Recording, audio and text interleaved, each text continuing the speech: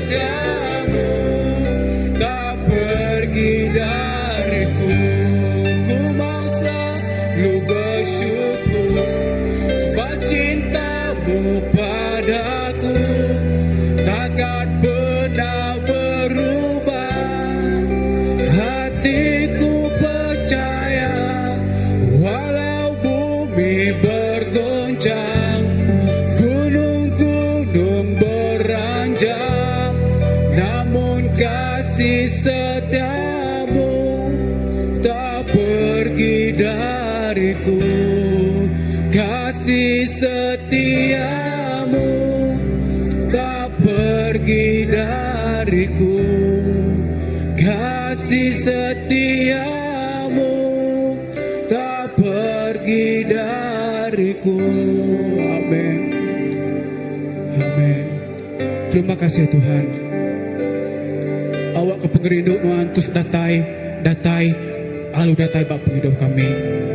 Biar kasih-Mu Tuhan terus datang dalam kehidupan kami. Tuhan, awak ke pengerindu Tuhan terus mengkang bak kami. Kasih Tuhan, kesetiaan Tuhan terus ada dalam kami. Biar kami Tuhan terus mendekat lagi. Biar kami Tuhan terus masuk lagi dalam penyembahan. Haleluya. Amin.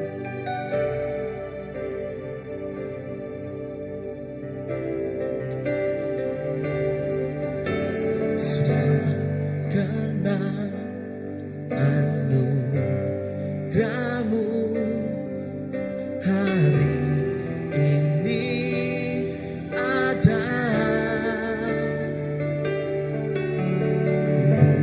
Bukankah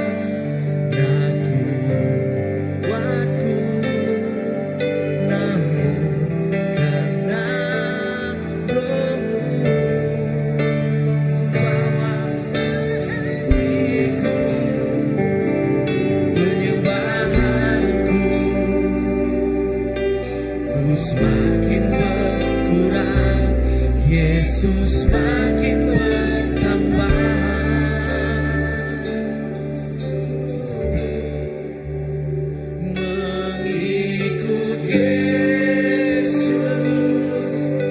Itulah kesukaan hatiku.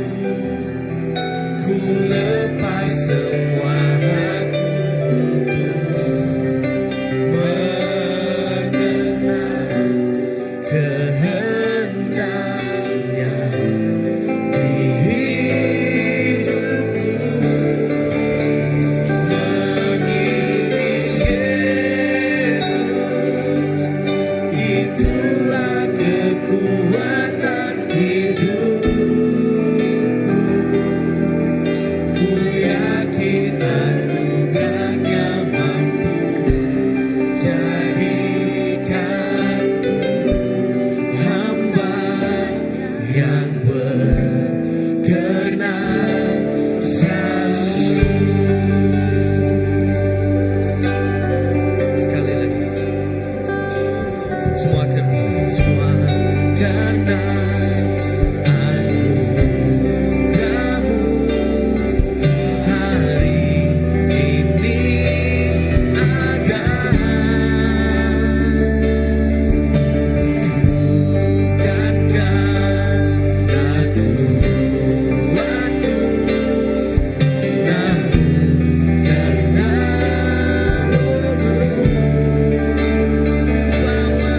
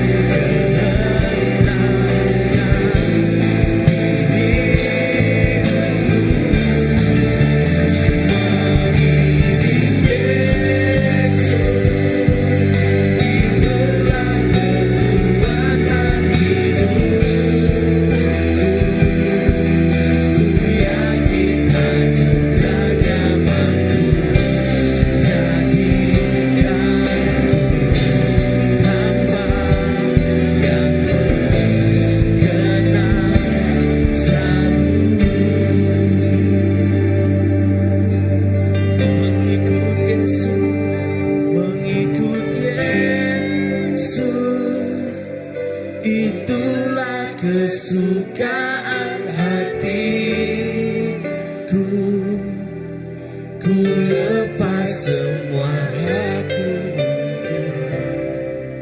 mengenal kehendaknya di hidupku. Mengiring Yesus, itulah kekuatan hidupku. Ku yakin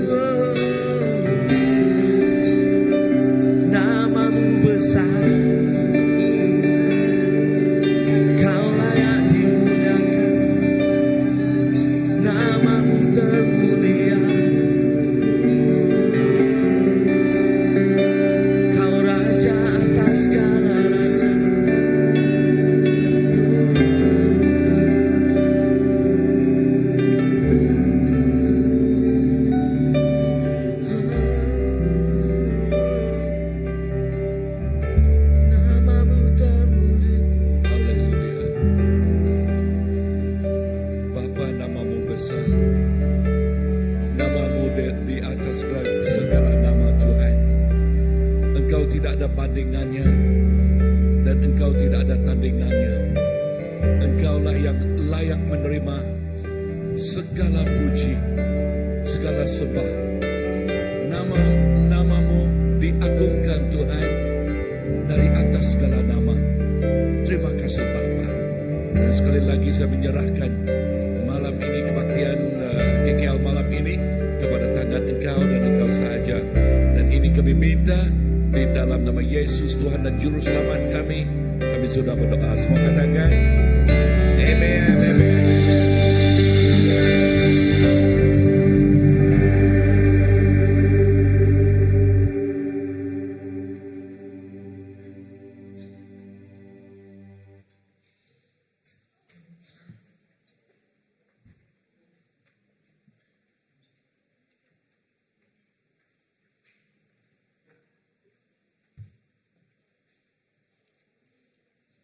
Wow. Amen. Amen. Ya, saya mengalu-alukan kedatangan semua kita. Siapa yang pertama kali? Yang pertama kali datang ke gereja CBC. Lambaikan tangan aja, tak apa. Siapa ya? Shelly, gitu tangan pada Shelly. Amen. Dan selamat datang Shelly. Dan juga Bunga, pertama kali juga? Oh, sering, oke. Bunga ialah bekas murid Aziz. Dan dia baru balik dari KL. Dan Inok misi. Oke, wow. Dan berapa orang yang ada pagi ini tadi bersama dengan Pak, oke. Dan kita sungguh diberkati di sesi pagi ini tadi. Dan bersama dengan kita ialah Pak Pastor Dedi Endun, ya, dan beliau ialah senior pastor di MSI Bali Indonesia, dan dia juga founder of BSA. Apa itu BSA, Pak? Oh, sekolah, oke. Dan ya, dia doctorate di teologi, dan bukan itu juga dia certified behavior consultant. Ya, jadi begitu Bapak boleh melihat perangai kita, tahu, oke. Siapa yang bersemarak, siapa yang tidak, siapa yang sejuk, ya Pak.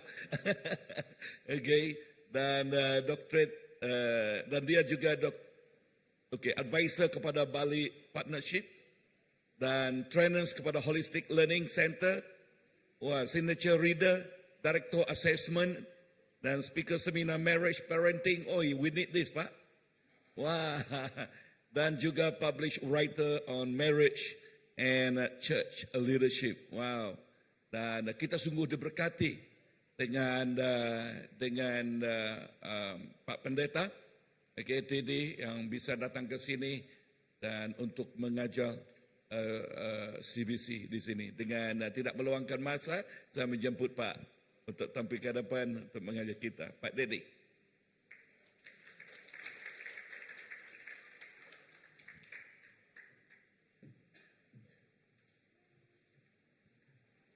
Shalom Bapak Ibu semua. Senang sekali bisa datang ke Kucing ya. Saya sudah menunggu dari beberapa bulan lalu karena teman saya Pastor Ellen meminta saya untuk datang ke sini. Dan waktu saya lagi siap-siap untuk datang ke Kucing, kucing saya sakit. Dia digigit anjing tetangga dan dia nggak bisa jalan karena kaki depannya bengkak. Saya bawa ke dokter hewan, dokternya periksa, wah saya perlu X-ray. Hah? Kucing di X-ray? Seperti manusia saja ya. Tapi ya karena bengkak nggak bisa ketahuan tulangnya baik-baik apa enggak, akhirnya di X-ray. Dan puji Tuhan ternyata tulangnya tidak apa-apa, hanya bengkak bekas gigitan. Ya, dan sekarang sudah mulai sembuh. Dan waktu saya terbang dari KL kemarin, mau mendarat di Kucing ini, mendekati udaranya Kucing, tiba-tiba turbulensinya keras sekali, anginnya keras sekali. Saya jadi mikir, ini ada apa ini? Tapi saya dapat impresi kayaknya orang-orang di Kucing lagi bersemangat ini, makanya sampai udaranya ikut turbulensi juga ya. Wah, luar biasa. Oke, ini keluarga saya, ya, ini istri saya, namanya, ya, saya dulu berdoa supaya bisa menikah sama orang Chinese, ya, kayak Pak Pendeta, istrinya orang Chinese, tapi Tuhan memang jawab doa, memang bukan orang Chinese, tapi namanya lebih Chinese dari orang Chinese, namanya Lince, nah gitu ya, jadi lebih Chinese ternyata ya. Oke, kemudian ini anak saya yang nomor 1, dia sarjana hukum, menjadi guru di sekolah kami. Nah, ini anak nomor 2, dia kerja desain grafis di Jakarta, dan ini anak nomor 3 ya. Dan yang paling cakep yang ini, ya itu saya. Oke, berapa yang sudah menikah di sini? Yang sudah menikah angkat tangan. Ya. Mungkin supaya kita bisa rileks karena saya baru pertama ketemu Anda, saya mau cerita dulu. Ya, beberapa waktu lalu Lion King, Raja Singa, setelah memerintah di hutan sekian lama, akhirnya Raja Singa mengumumkan bahwa dia akan menikah. Jadi dia mengundang semua binatang-binatang di hutan kumpul semua. Akan pesta 3 hari 3 malam. Semua binatang dikumpul di hutan. Terus pada hari ketiga dia akan umumkan calon istrinya. Tiba-tiba ada kucing datang, bukan kucing yang saya punya tadi. Kucing datang, terus naik ke panggung, terus berbicara kepada Lion King-nya sesuatu. Dia bicara sesuatu, terus dia turun. Terus kemudian Lion King-nya, dia berpikir sebentar, kemudian dia umumkan, saya tidak jadi menikah. Tidak ada pesta pernikahan karena saya tidak jadi menikah, katanya. Semua undangan bingung, semua binatang bingung. Ada apa ini? Ada masalah apa ini? Mereka bertanya kepada kucing, kamu ngomong apa tadi? Kenapa dia tidak jadi menikah? Karena banyak pertanyaan, akhirnya Lion King-nya kasih tahu. Memang saya rencana menikah, tapi waktu teman saya kucing bicara sama saya putuskan tidak usah menikah. Nah, apa yang kucing itu bicarakan? Nah, ini rahasia ya, untuk ibu-ibu aja biar tahu. Kucingnya bilang begini kepada Lion King, dulu saya juga seperti kamu, singa, Lion King. Tapi setelah menikah, saya berubah jadi kucing katanya.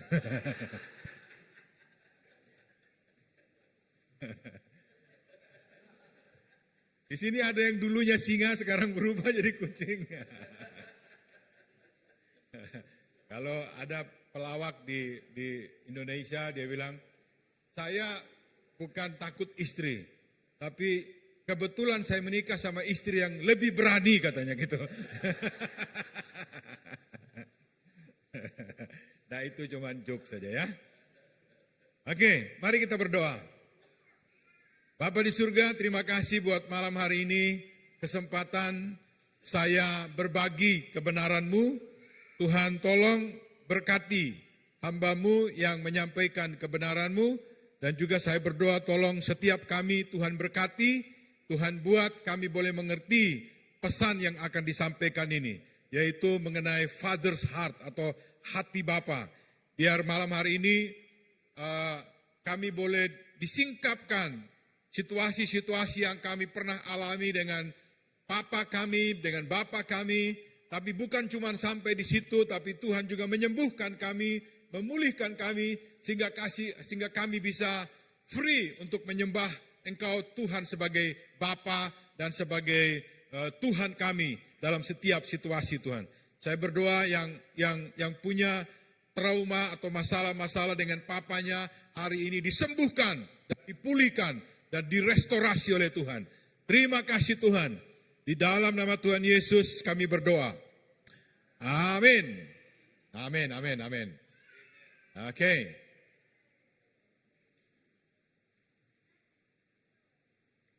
Oke, judulnya Father's Heart. Ya, tadi kalau dibilang ini Pastor Dr. Dedi Dun, Christ Baptist Church, ya.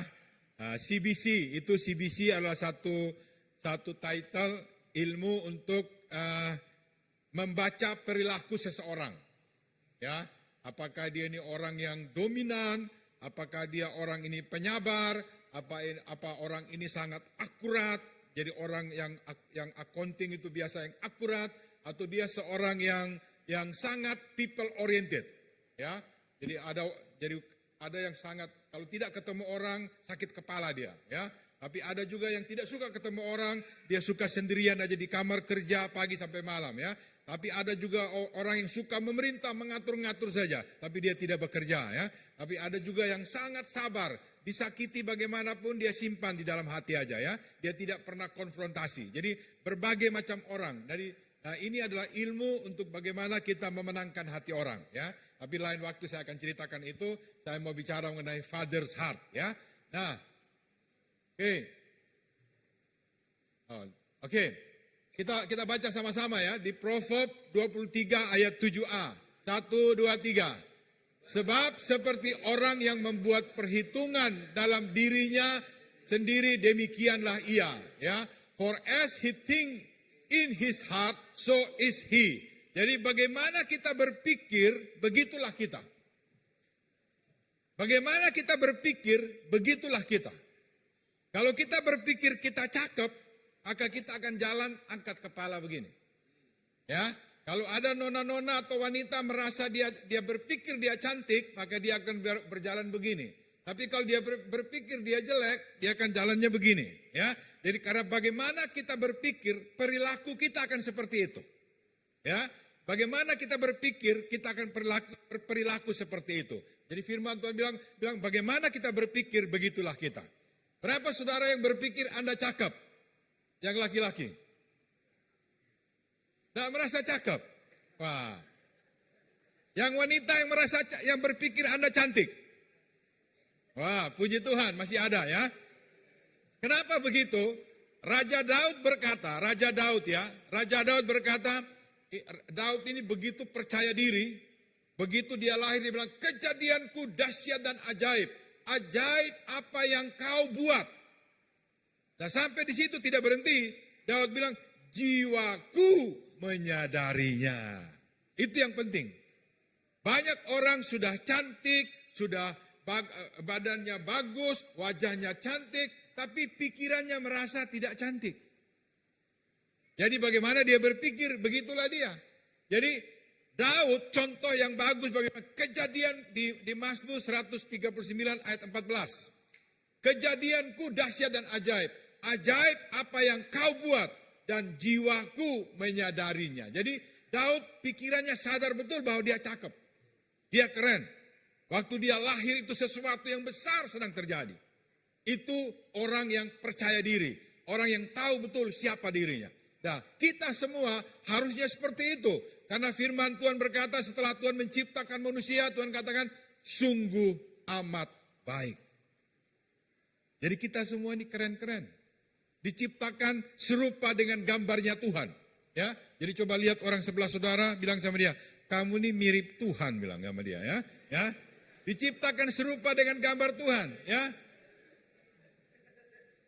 ada gambar lain, ada gambar sapi, ada gambar monyet, tapi Tuhan tidak pakai itu. Tuhan pakai, dia menciptakan manusia serupa dengan gambar Tuhan. Jadi Anda dan saya kalau lihat di cermin, itu gambar Tuhan di dalam situ. Ya, keren. Seharusnya begitu. Makanya Daud berani berkata, kejadianku dahsyat dan ajaib. Ajaib apa yang kau buat dan jiwaku menyadarinya. Jadi kalau kita ada yang merasa, sekarang ini kan di seluruh dunia hampir ada persoalan mental health issue. Ya, bahkan PBB berkata dari 4 orang ada 1 orang yang mengalami gangguan mental. Dari 4 ada 1.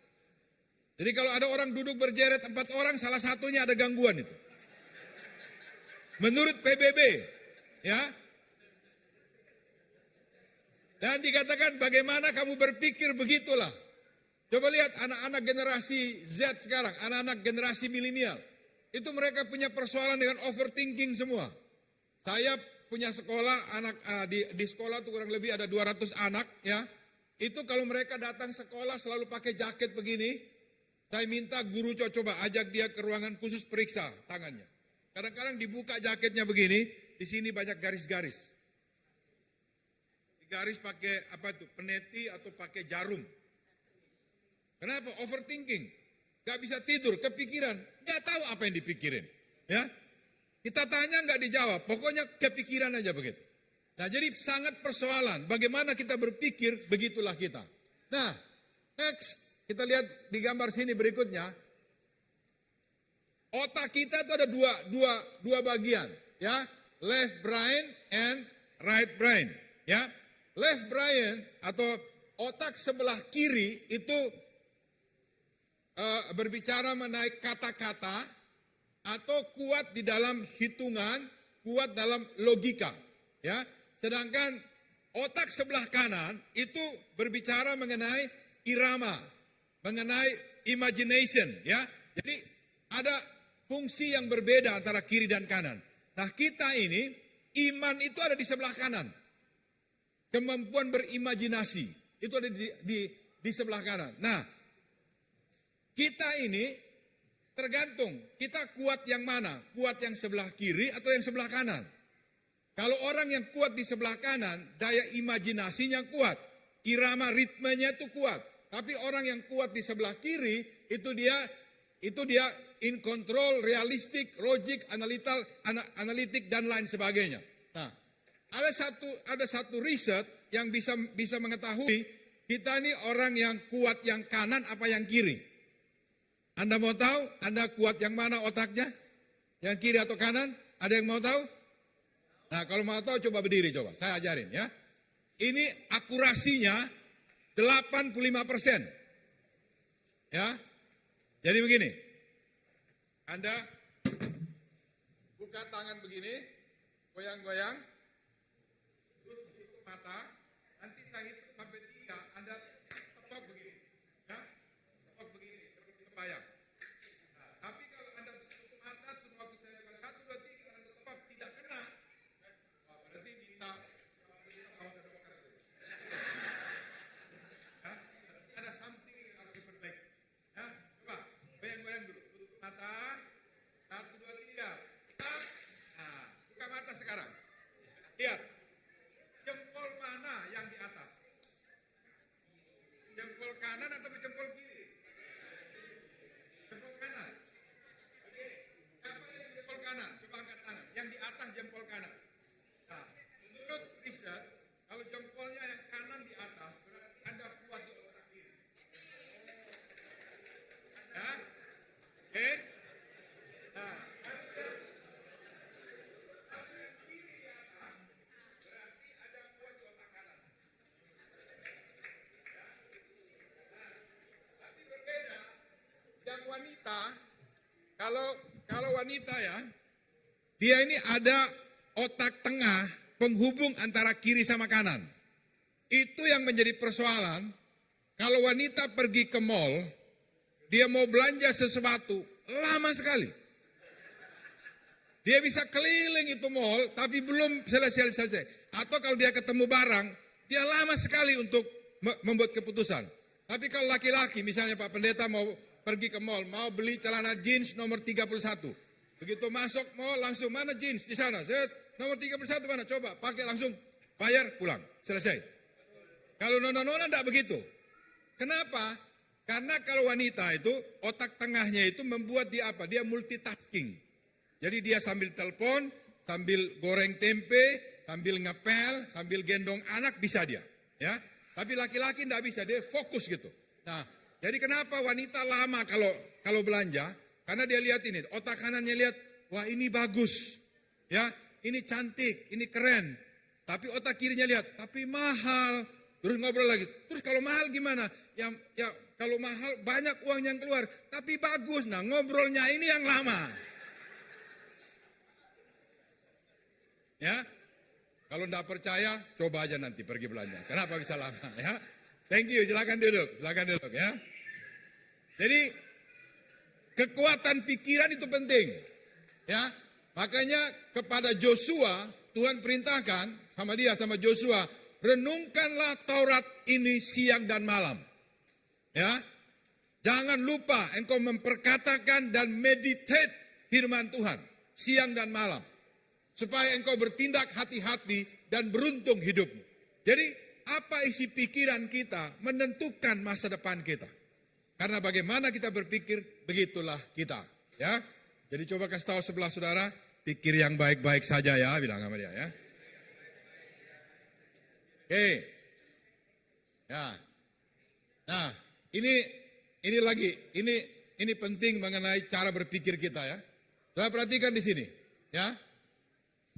Di kepala kita, otak kita ini itu diatur ada 3 macam, 3 bagian. Yang paling atas itu disebut otak yang sadar.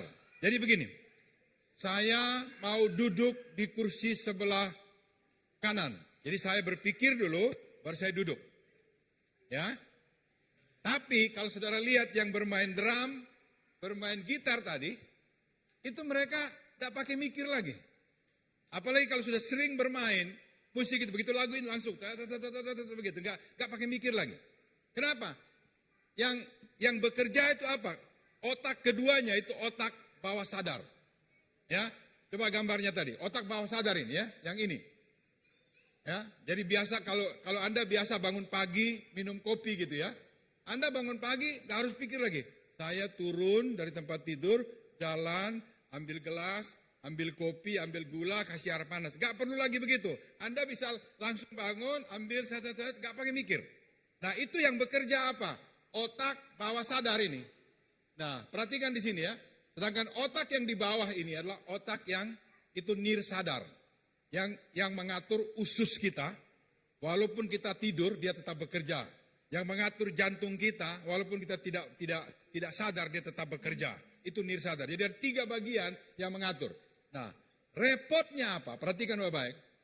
Kehidupan kita ini diatur oleh 88% di otak bawah sadar. Yang tanpa kita mikir, kita mengerjakan segala sesuatu. Karena sudah terbiasa setiap hari. Nah, kalau jadi pengaruhnya apa? Ya enggak apa-apa dong kalau tanpa mikir bisa kerja. Oke. Kalau isi bawah sadarnya itu bagus.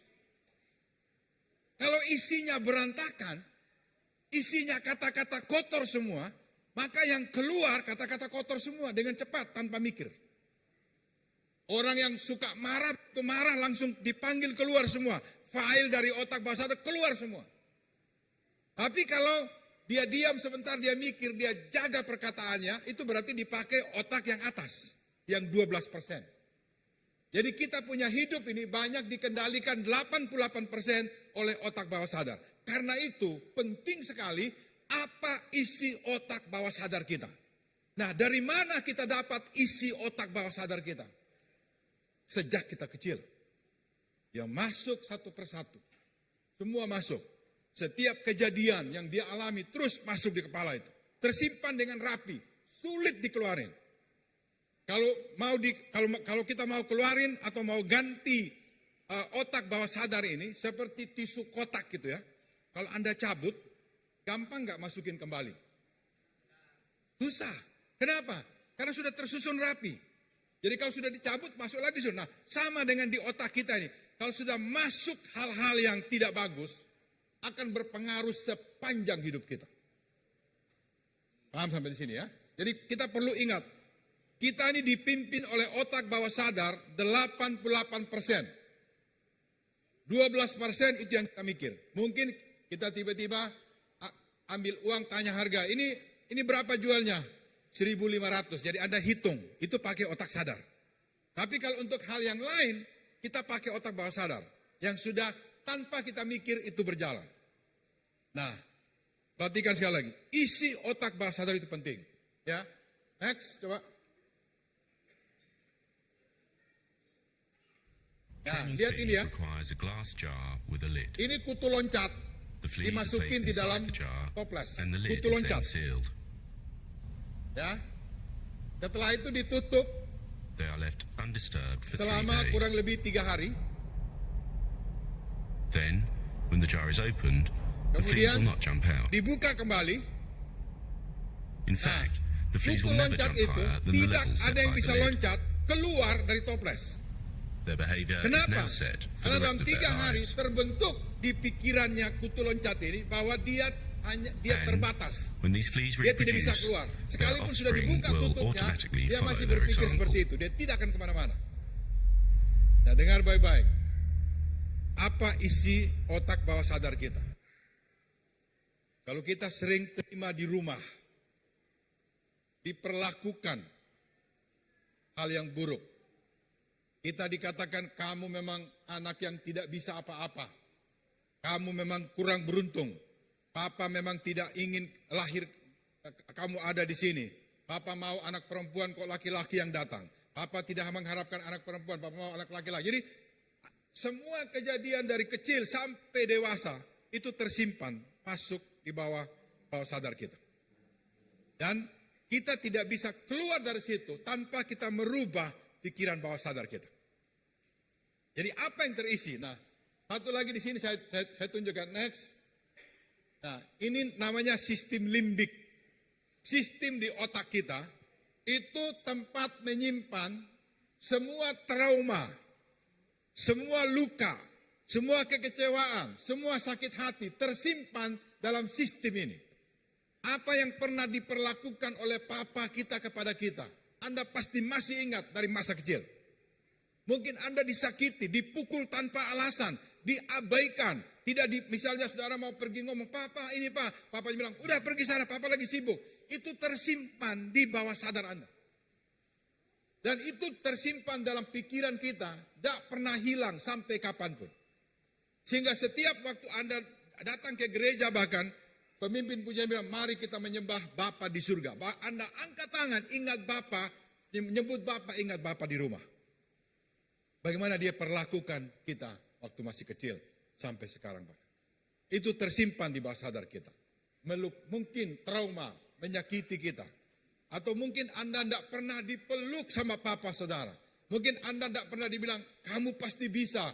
Papa bangga sama kamu. Mungkin belum pernah ada kata-kata begitu. Cuma sebaliknya yang ada itu pun tersimpan di kepala Anda. Sehingga Anda akan bawa terus sepanjang hidup. Itu the power daripada otak bawah sadar kita. Ya, ini namanya sistem limbik ya. Next, nah, oke, ini lewatin aja. Ini nggak usah. Terus. Nah, ini menurut seorang pendeta, pastor, dan juga seorang psikolog. Setiap orang, siapapun Anda, berapapun usia Anda membutuhkan 3 hal ini.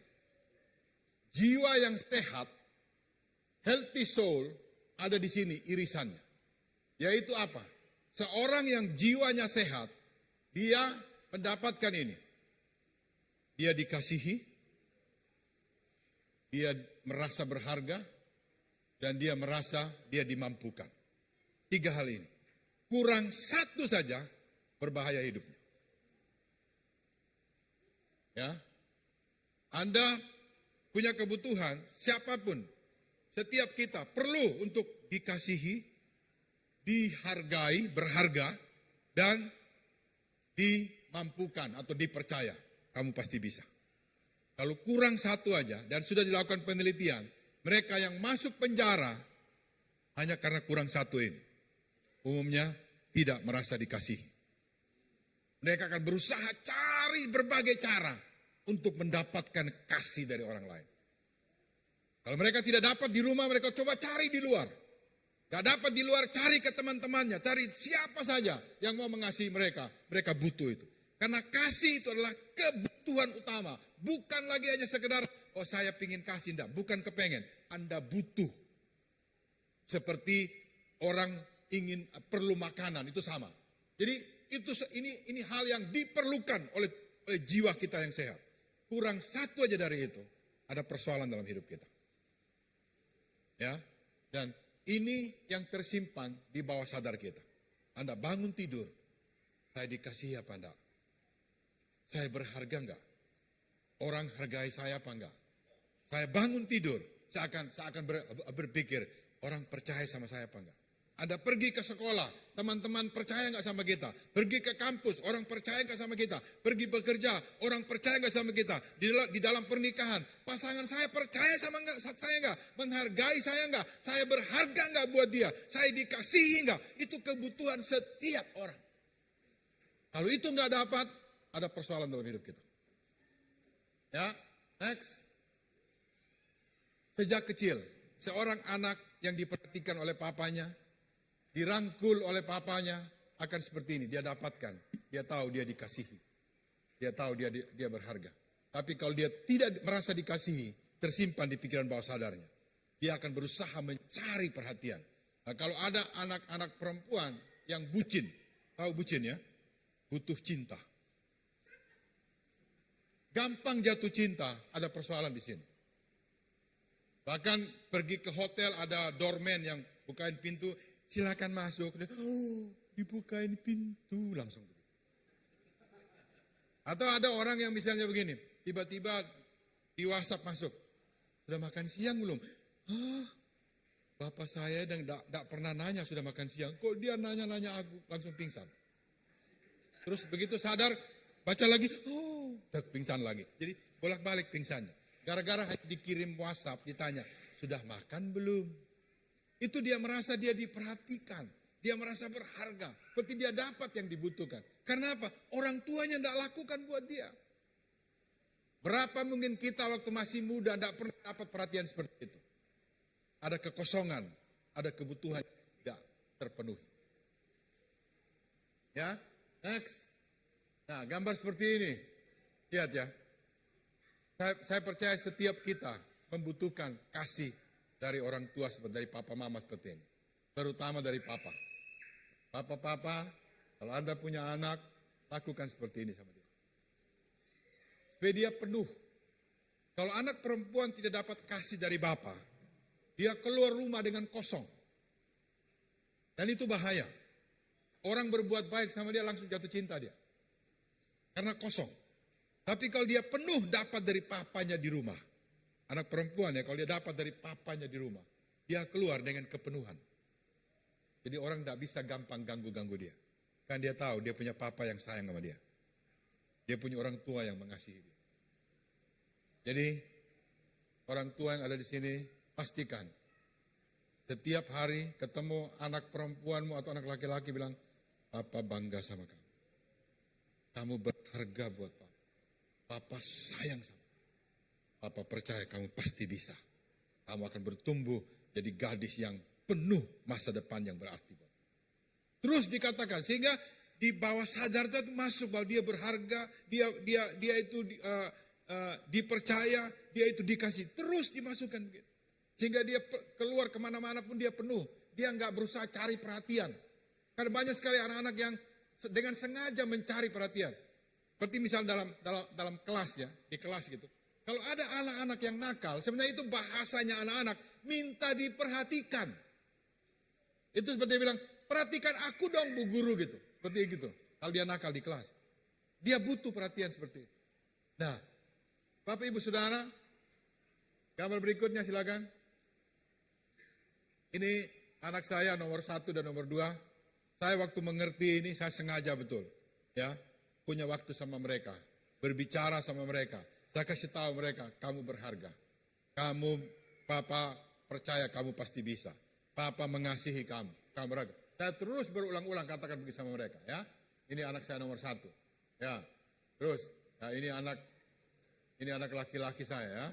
Ya, dengan sengaja mereka saya pastikan mereka dapat bahwa mereka itu berharga, mereka itu dikasihi, mereka itu penting, mereka itu dipercaya. Oleh siapa? Oleh papa dan mamanya. Supaya masuk di pikiran bawah sadarnya. Waktu dia kerja di kantor, dia tahu dia pasti bisa.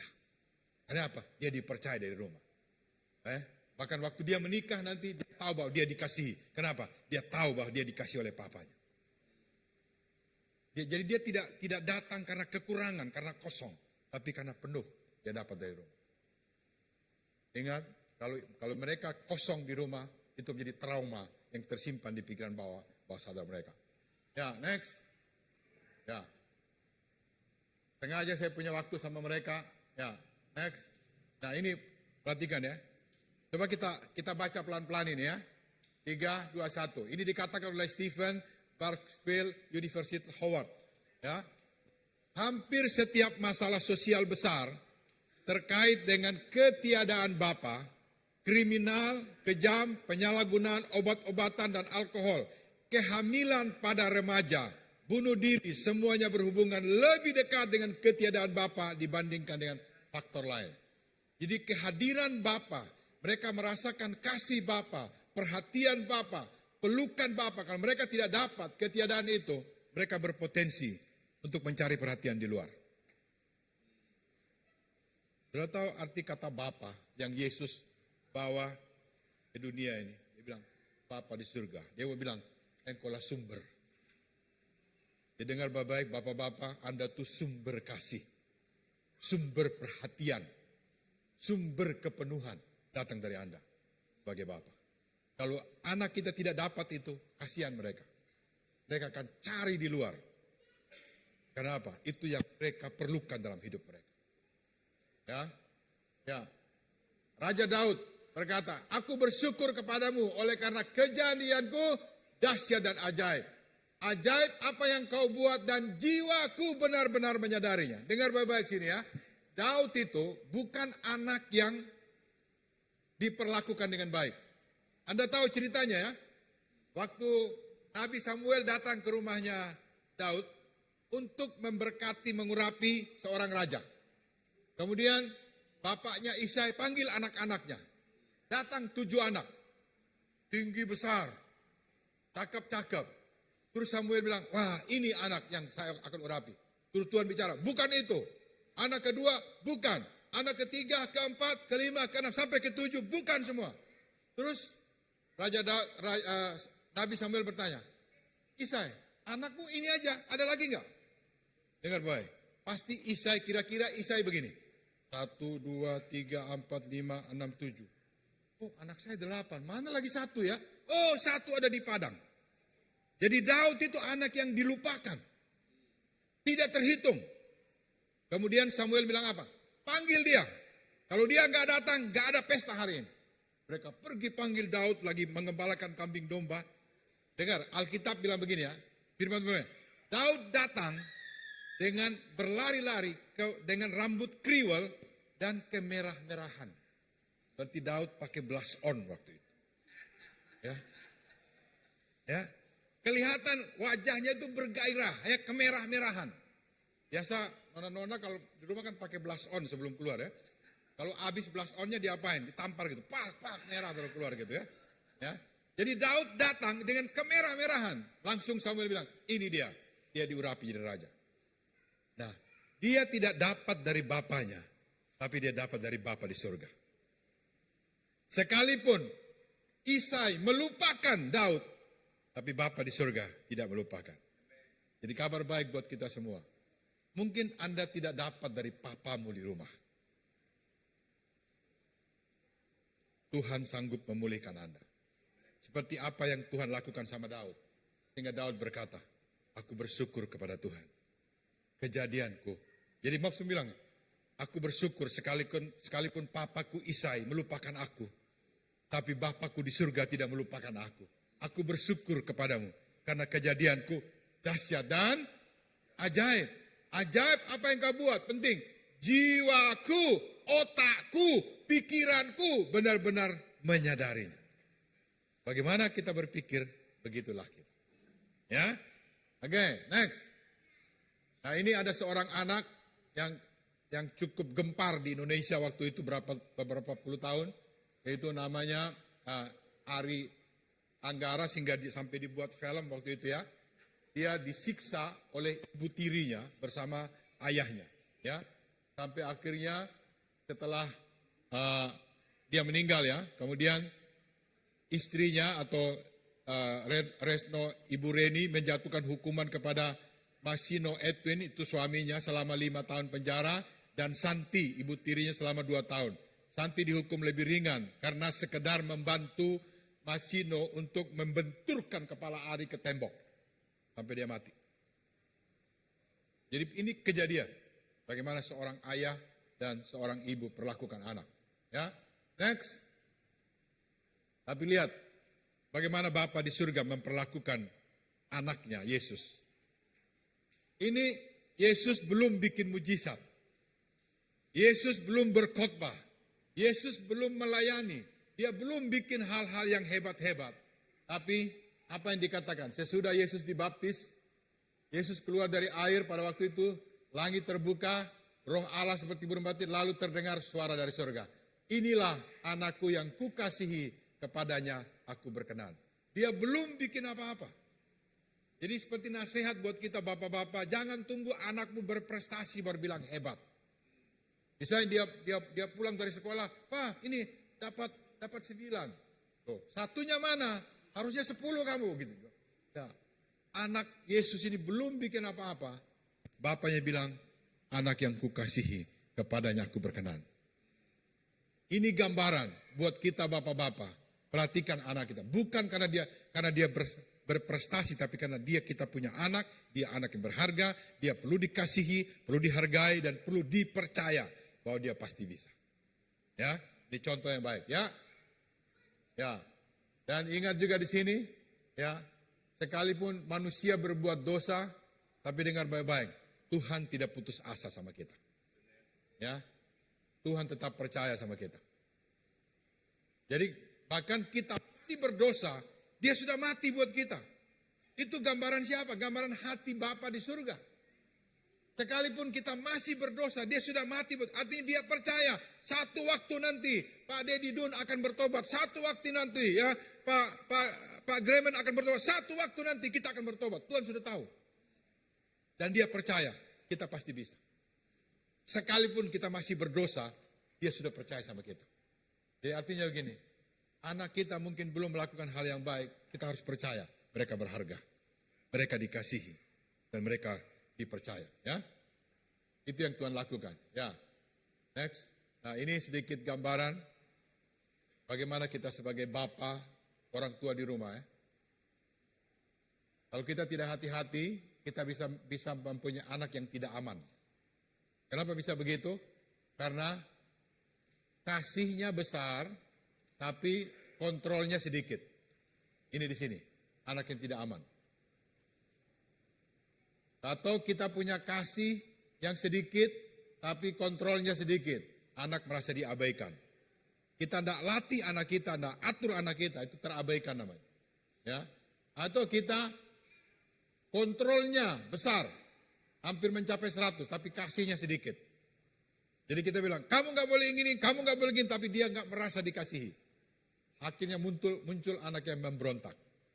Tapi yang betul kita mau bahwa anak yang kita mengasihi dia, tapi juga kita kontrol dia.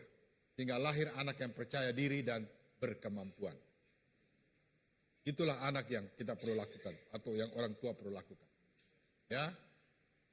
Nah, siapapun kita di antara kita malam hari ini, mungkin di pikiran bawah sadar kita kecewa sama papa kita. Mungkin orang tua kita tidak berlaku adil di rumah.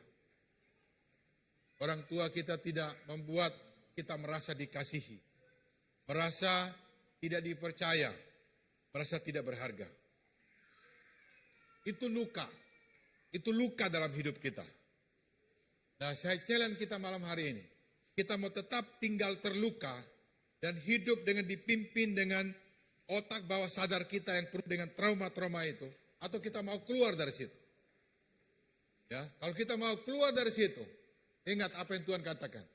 Jikalau kamu mengampuni kesalahan orang, Bapamu yang di surga akan mengampuni kamu juga. Tapi jika kamu tidak mengampuni, Bapamu juga tidak akan mengampuni kesalahan. Jadi Tuhan berikan satu jalan keluar. Kita perlu mengampuni orang tua kita, even bapak kita mungkin tidak memenuhi kebutuhan kita. Dikasihi, dipercaya, dan dimampukan. Mungkin kita nggak dapat. Kita nggak merasa berharga. Tapi ampuni mereka. Supaya kita sembuh. supaya masa depan kita bisa tata dengan lebih baik. Ya. Dalam Imam Ahmad bilang begini, janganlah engkau membenci saudaramu dalam hatimu, tapi engkau harus berterus terang, menegur orang samamu, dan janganlah engkau mendatangkan dosa kepada dirimu. Jadi waktu kita membenci, bahkan membenci orang tua kita, karena apa yang kita diperlakukan, kita sudah berdosa terhadap diri kita sendiri. Ya. Nah, saya perlu 3 laki-laki ya coba. 1, 2, ya, sama Pak juga. Maju ke depan coba. Ayo. Saya perlu 3 kursi ya. Tolong taruh 3 kursi di sini aja. 3 kursi ya. Ya. Oke. Saya mau kasih tahu saudara untuk pemulihan. Saya silakan duduk. Pak di sini. Ya. Adik di sini. Di sini ya. Oke, coba perhatikan saya. Ini kursi nomor 1 ya. Nomor berapa ini? Ini nomor 2. Ini nomor 3. Ya. Ini kita anggaplah ini kakeknya. Ya. Ini anaknya kakek atau papanya ini. Jadi ini anak, ini papa, ini kakek. Ya. Atau ini kakek, ini anak, ini cucu. Ya, perhatikan Bapak ya. Yang ini siapa? Ini anak, ini cucu ya. Bayangkan begini, bayangkan. Ini kakek selama hidupnya suka judi. Ya. Dan minum minuman keras. Keluarganya nggak diurus. Anak-anak gak diurus. Dia hanya pulang, ambil uang, jual barang, marah-marah semua, kemudian pergi lagi. Setiap hari begitu. Kacau hidupnya. Ya, gak benar hidupnya. Dan ini anak yang merasa kecewa sama bapaknya. Sakit hati. Nah, karena dia kecewa sama bapaknya, luka dalam dirinya karena papanya punya perlakuan, berpotensi besar turun ke anaknya. Akhirnya nanti anaknya juga akan berlaku sama kepada anaknya dia.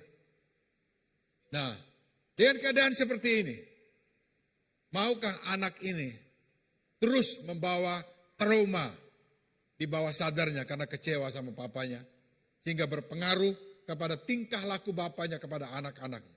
Jadi setiap kali, bahkan kalau dia bekerja, dia melihat pemimpin yang tidak peduli kepada dia, sama seperti papanya, dia akan pahit juga pada pemimpinnya. Sama, karena papanya dia perlakukan dia begitu.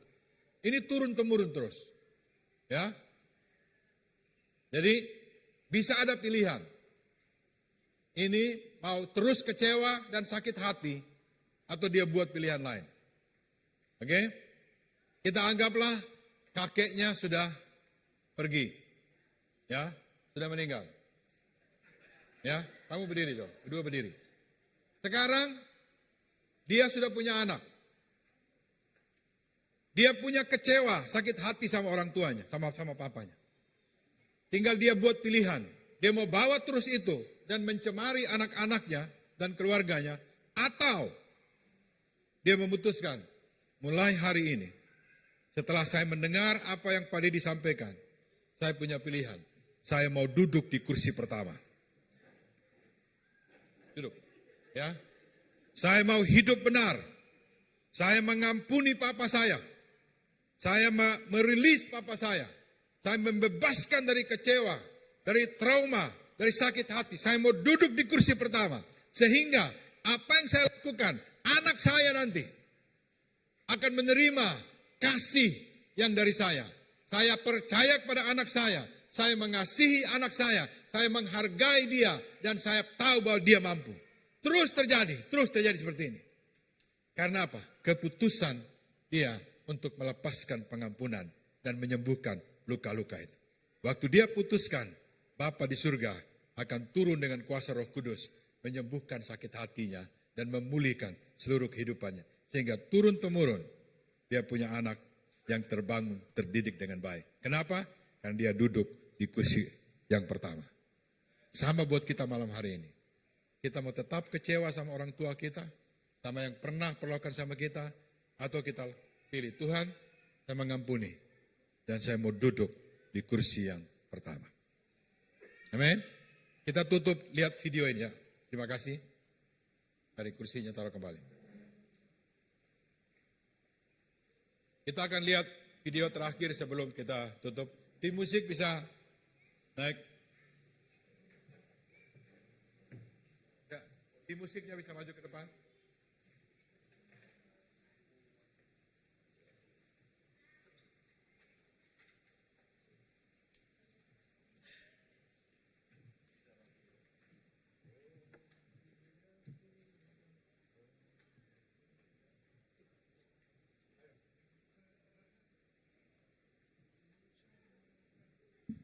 Oke, tim musik silakan. Ya, jadi ini Fredrik Bodner dalam bukunya berjudul Magnificent Defeat menuliskan begini. Ya, dia menulis di bukunya tentang anak laki-laki yang membunuh ayahnya di tengah amarah dan teriakannya, didengar oleh sipir penjara, di mana anak itu menangis. Jadi anak ini setelah dia tumbuh dewasa, dia tembak bapaknya. Karena bapaknya bikin sakit hati sama dia tembak bapaknya, kemudian karena dia bunuh bapaknya, dia masuk penjara. Di penjara itu dia menangis. Dia bilang, saya mau ayah saya mau ayah saya. Padahal dia yang bunuh. Itu didengar sama sipir di penjara dan ditulis dalam bukunya ini. Jadi sesakit-sakitnya kita kepada orang tua atau papa kita tetap memerlukan seorang ayah, seorang bapa dalam hidup kita. Gak peduli berapa umur kita memerlukan papa yang hadir dalam hidup kita. Ya, next videonya aja. Video yang kosong itu tadi, yang gelap itu. Sebelum itu mungkin.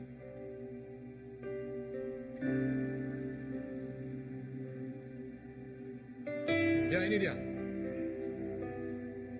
Bukan tadi. Klik aja itu. Klik di situ. Itu ada klik. Atau di tengah.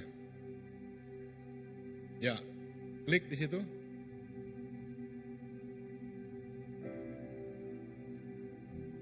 Ya, play.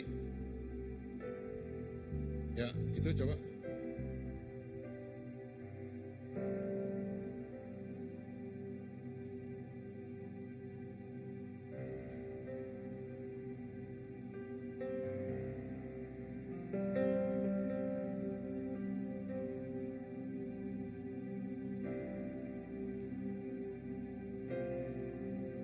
Bisa.